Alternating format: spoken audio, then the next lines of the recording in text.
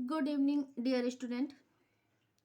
इसके पहले हम लोगों ने राखी का मूल्य, दोहा दशक पढ़ लिया और आज हम लोग पढ़ेंगे पाठ 19 और लेसन 19 और इस चैप्टर का नाम है खेल, जो बहुत ही अच्छी कहानी, एक बालक और एक बालिका के ऊपर की ये कहानी है।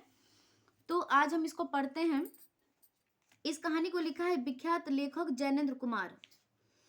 इन्होंने इस कहानी के माध्यम से दर्शन और बाल मनोविज्ञान का जो चित्रण किया है कि जब एक बालक या बालिका जब बाल स्वभाव में होते हैं, जब बचपन के दिनों में होते हैं, तो उनके मन में क्या क्या बातें, क्या क्या भाव भंगिमाएं, दूसरों के प्रति क्या क्या विचार चलते हैं, उसी को लेकर इस कहानी में ये सारी चीजें बताई गई हैं। तो मैं इस खेल पाठ का व्याख्यान दूंगी और आप लोग को कोई भी दिक्कत होगी आप मुझसे कमेंट करके पूछ सकते हैं। तो इन्होंने इस कहानी में दो पात्र हैं। एक पात्र है सुरबाला और एक पात्र है मनोहर।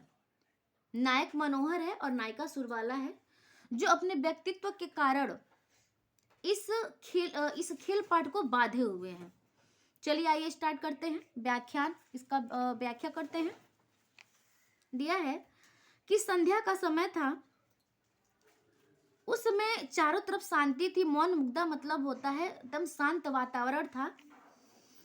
तो गंगा के निर्जल बालू, गंगा के किनारे बालू के, जो गंगा के किनारे बालू का स्थान होता है, वहां पे एक बालक और एक बालिका इस पूरे संसार को भूल के गंगा तट के बालू और पानी को अपना एकमात्र खेल समझ के खेल रहे थे। प्रकृति भी इन निर्दोष, बिना अपराध किए हुए व्यक्ति को, उस लड़के और लड़की को निहार रही थी। निर्निमेष का अर्थ होता है बिना किसी दोष के। ठीक है।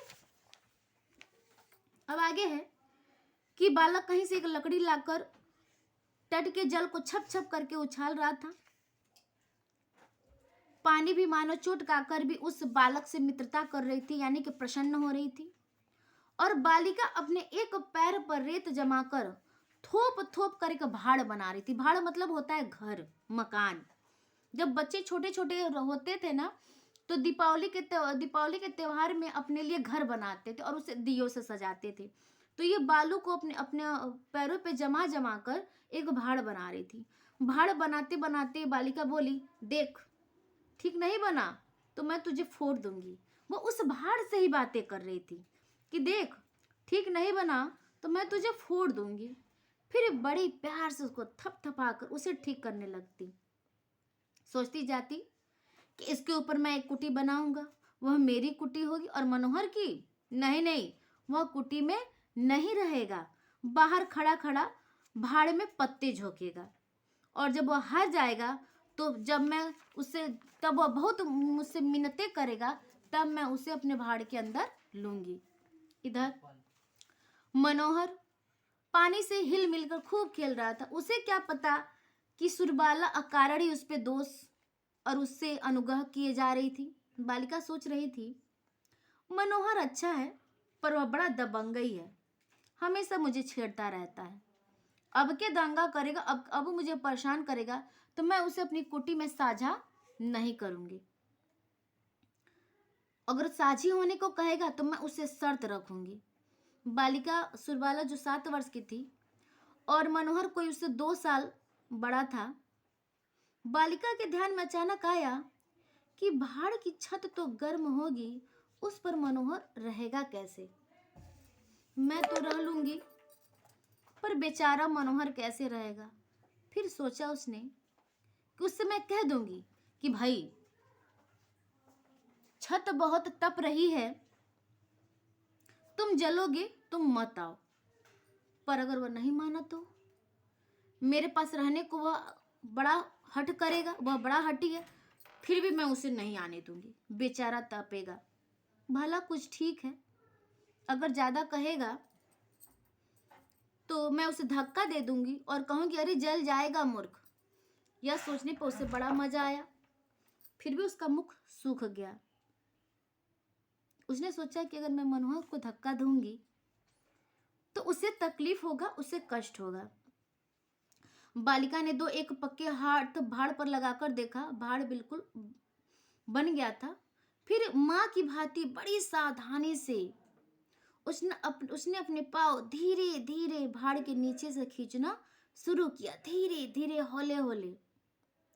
इस क्रिया में वो भाड़ को एक बच्चे की भांति पुचकार सी जाती, और क्योंकि उसके पैर पे ही भाड़ टिका हुआ था, पैर को हटाने के कारण कहीं वो अचानक से टूट न पड़े, इस कारण उसने देखा कि उसका पैर निकालने के बाद भी वह भाड़ अपनी जगह पे टिका हुआ है। बालिका बड़ी प्रसन्न हुई और वह मनोहर के पास दौड़ते हुए गई और उसे खींच लाई। मूर्ख लड़का पानी से खेल रहा था, उसे उसका बुलाना उसे अच्छा नहीं लगा, तो उसने भाड़ को देखा ही नहीं, पर सोचा अभी नहीं, पहले कुटी तो बना लूं। यह सोचकर बालिका ने रेत की एक चुटकी ली और बहुत धीरे से भाड़ के सिर के ऊपर छोड़ दी। फिर दूसरी, फिर तीसरी, फिर चौथी, फिर धीरे धीरे सुरबाला ने भाड़ के सिर पर अपनी कुटी तैयार कर ली। भाड़ तैयार भी हो गया। पर पड़ोस का भाड़ जब बालिका ने पूरा याद किया तो उसे पता चला कि एक तो कमी रह गई। यह भाड़ तो बन गया, पर इसका धुआं कहाँ से निकलेगा। उसने थोड़ा सोचा और एक लकड़ी थोड़ी सी टेढ़ी करके उसके सिर के ऊपर गड़ा दी। बस संसार की सबसे सुंदर और सबसे महंगी वस्तु बनकर तैयार हो गई।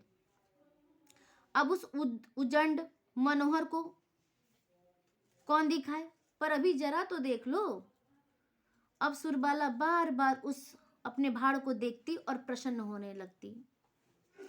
अब अगर कोई उससे यह पूछ दे कि भगवान कहाँ विराजते हैं, तो सुरबाला के पास इसका जवाब भी होता। धीरे धीरे